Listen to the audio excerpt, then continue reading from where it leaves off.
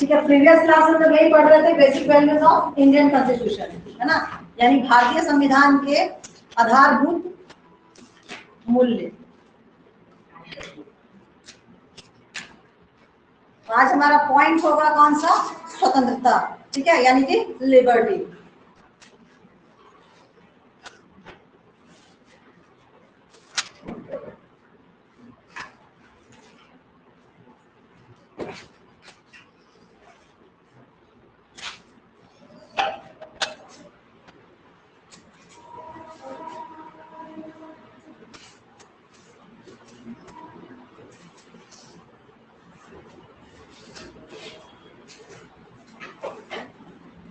तो हमारा जो प्रीमल्स है यानी कि प्रस्तावना, उसमें क्या क्या कहा गया है कि विचार, अभिव्यक्ति, विश्वास, धर्म और उपासना की स्वतंत्रता की बात इसमें कही गई है। इसका मतलब है कि हर व्यक्ति जो है अपने पसंद के धर्म को मानने के लिए स्वतंत्र है। वह किसी भी धर्म को अपनी इच्छा से, अपनी मर्जी से अपना सकता है और वह अपने इष्ट की प्रार्थना की स्वैच्छिक विधि को अपना सकता है और अपने इष्ट मतलब अपने भगवान की वो किस विधि से प्रार्थना करे वो उसको भी अपना सकता है। उसमें कोई रोक टोक कुछ भी नहीं है। उसे विचार व्यक्त करने एवं भाषण देने के लिए भी छूट है कि उसका जो भी मत हो वो क्या कर सकता है, उसको सामने रख सकता है, किसी के भी सामने रख सकता है। इसके लिए उसको स्वतंत्रता प्राप्त दिया गया है और बशर्ते उसके भाषण से देश की एकता एवं अखंडता पर कोई आंच ना आए, परंतु उसके भाषण में कोई ऐसा शब्द शामिल ना हो जिससे सांप्रदायिक मतलब जो सौहार्द है वो बिगड़े, या जो हमारे देश है उसकी एकता, मतलब सांप्रदायिक सौहार्द बिगड़ता है तो क्या होता है, उसकी एकता पे घात होता है, प्रतिघात होता है। और मतलब जो पब्लिक है अलग अलग कम्युनिटी से वो क्या करने लगते हैं, एक दूसरे से लड़ने लगते हैं। तो ऐसा भाषण या ऐसा स्पीच हम लोगों को नहीं देना चाहिए। बस यही सब इसमें क्या है, इंस्ट्रक्शंस दिया गया है। ठीक है, किसी को कोई दिक्कत यहाँ तक? नेक्स्ट पॉइंट है हमारा समानता यानी कि इक्वलिटी।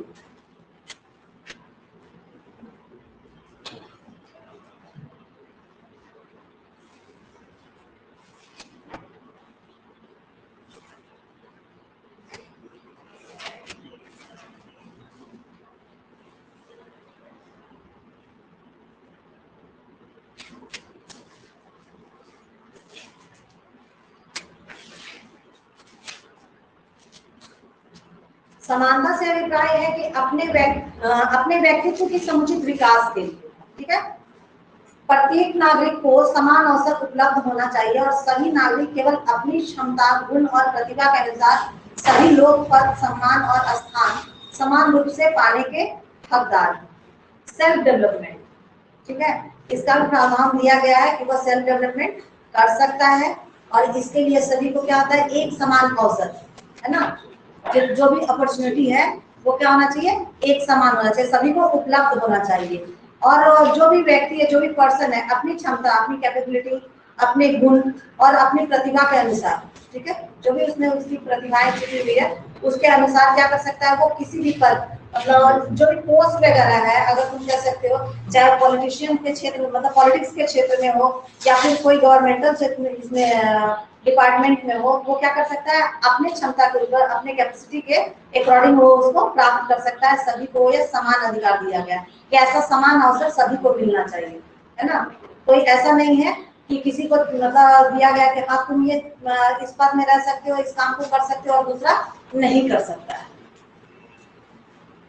कोई क्वेश्चन इस पॉइंट पे? कोई क्वेश्चन तुम लोगों को?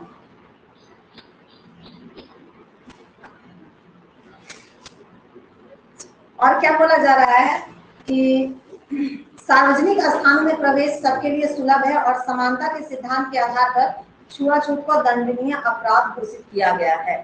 सार्वजनिक स्थान जैसे मंदिर, मस्जिद या फिर स्कूल और ट्रेन, इन सब में क्या है, ये सार्वजनिक स्थान है, सभी के लिए ये एक समान होता है। इसमें किसी भी जाति, वर्ग, धर्म के आधार पे किसी को भी मना नहीं किया जा सकता है कि आप यहाँ प्रवेश नहीं कर सकते हैं या इन नहीं कर सकते हैं।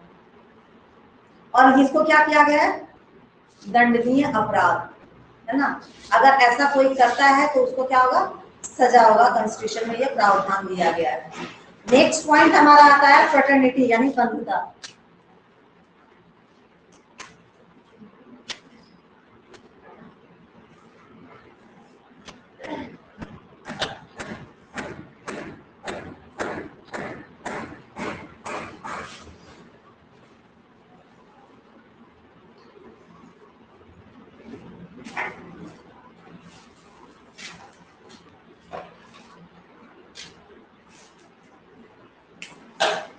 न्याय, स्वतंत्रता और समानता के आदर्श तभी फलीभूत हो गए जब सभी भारतीय में बंधुता की भावना हो। जो वर्ड दिया गया है ना, हमारा जो वर्ड्स दिया गया है फ्रेमवर्क में, जैसे न्याय और क्या है, स्वतंत्रता और समानता, ये कब हमारा सक्सेस होगा? जबकि जितने भी लोग हैं भारत में रह रहे हैं, तो सभी भारतीयों के बीच में बंधुता यानी भाईचारा, एक दूसरे से वो क्या होता है, ईर्ष्या ना करना, लड़ाई ना करना किसी भी बात पे, किसी भी मुद्दे पे। तो जब तक ये नहीं होगा तब तक क्या होगा, यह फलीभूत नहीं होगा, सक्सेसफुल नहीं होगा। तो सभी में क्या होना चाहिए, बंधुता होना चाहिए, और सभी नागरिकों को बिना किसी भेदभाव के मूल अधिकारों की जो गारंटी दी गई है और सामाजिक तथा आर्थिक समानता के लक्ष्य प्राप्त करने के लिए जो निर्देशक सिद्धांत बनाए गए हैं, उनका उद्देश्य भी बंधुता को बढ़ावा देना है। आया समझ में? क्या बोलो बोलो, क्या क्या समझ में आया?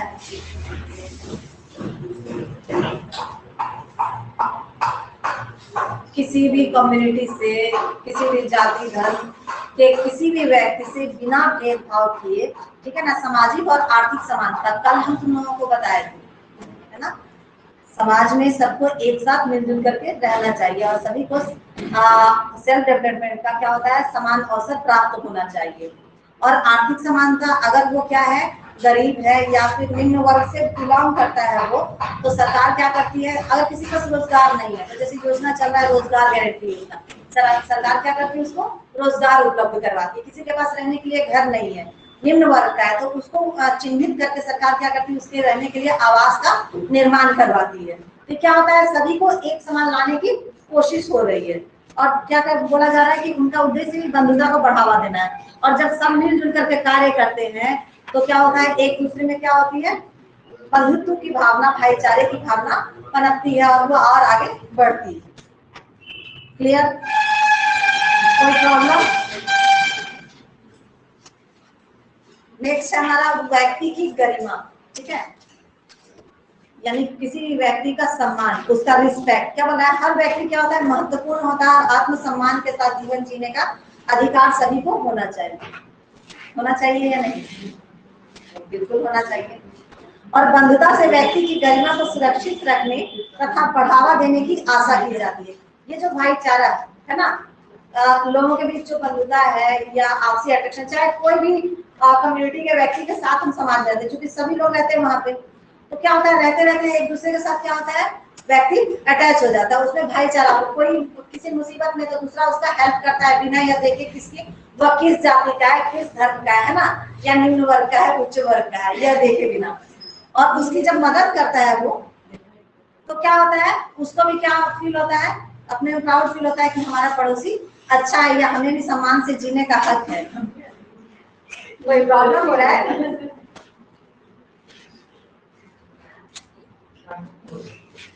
और जो मूल अधिकार दिया गया, हमारा फंडामेंटल राइट्स दिया गया है, ठीक है, किस लिए दिया गया है, सब बताओ तो। जो फंडामेंटल राइट्स है किस लिए दिया गया है? ताकि हमारे देश की एकता और अखंडता बनी रहे, है ना।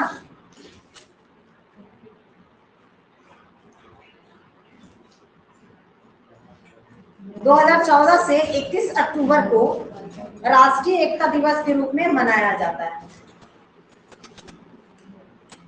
और 21 अक्टूबर भारत के प्रथम गृह मंत्री, यानी जिसको हम लोग लौह पुरुष के नाम से भी जानते हैं, सरदार वल्लभ भाई पटेल का क्या है, जन्म दिवस है। और उन्हें भारत का बिस्मार्क कहा जाता है, क्योंकि उन्होंने भारत के लगभग 560 देशी रियासतों के एकीकरण में महत्वपूर्ण भूमिका निभाई। ये हालांकि थोड़ा सा हिस्ट्री में चला जाता है, जब हमारा भारत आजाद हुआ था तो उसमें बहुत सारे ऐसे रियासत थे जो कि शामिल होना नहीं चाह रहे थे, तो उनको किसी भी तरह से मनाए। कौन मनाए? तो सरदार वल्लभ भाई पटेल मिलाए। लगभग 560 ऐसे देसी रियासत थे जिसको मना करके वो भारत में सम्मिलित किए।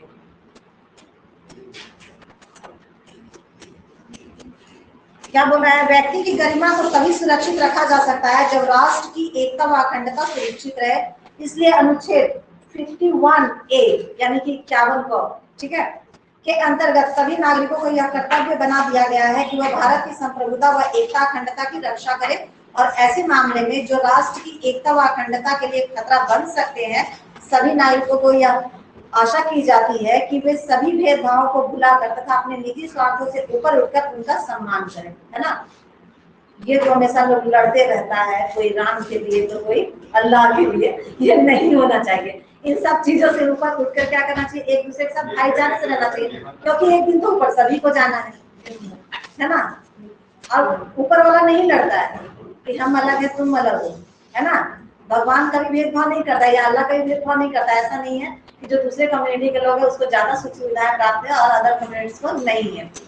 तो हम लोगों को नीचे इन सभी चीजों से ऊपर उठना चाहिए और अपनी सोच के अकॉर्डिंग एक दूसरे के साथ सौहार्दपूर्ण तरीके से रहना चाहिए। तभी जो है हमारा देश का जो एकता है और अखंडता बनी रहेगी।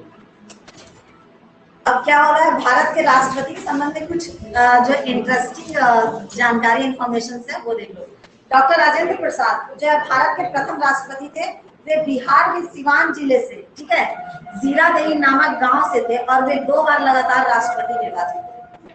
किसी नेता की लोकप्रियता कैसे पता किया जाता है कि वो ज्यादा क्या होता है, चुनाव जीत करके आता है। अब जरूरी नहीं है कि अगर वो गलत तरीके से करे, इसमें कुछ हालांकि अपवाद हो सकता है, ठीक है, लेकिन क्या होता है कि वो एक से अधिक बार भी अधिक लोकप्रिय होने के कारण या काम अच्छा करने के कारण क्या होता है, एक से अधिक बार भी चुन के आ सकते हैं। जैसे यहाँ राष्ट्रपति 2 बार निर्वाचित हुए ना लगातार।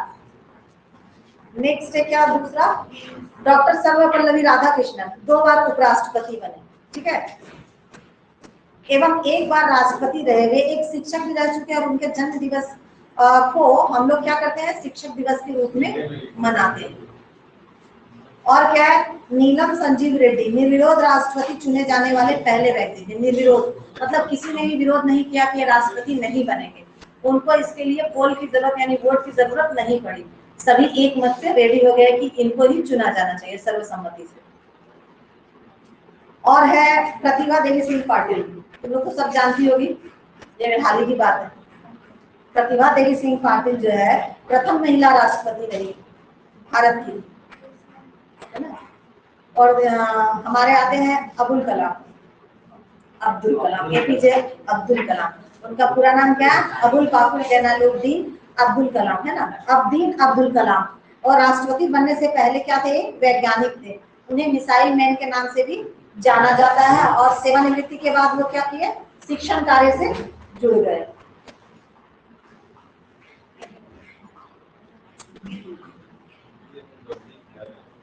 और वो जो उनका डेथ कैसे हो गया, एक कार्यक्रम में क्या कर रहे थे, वो स्पीच दे रहे थे, है ना, अचानक ही उनका डेथ हो गया। नहीं, हार्ट अटैक हुआ था, स्टेज पे थे ना वो। तो दैट्स ऑल, आज के लिए इतना ही, ठीक है।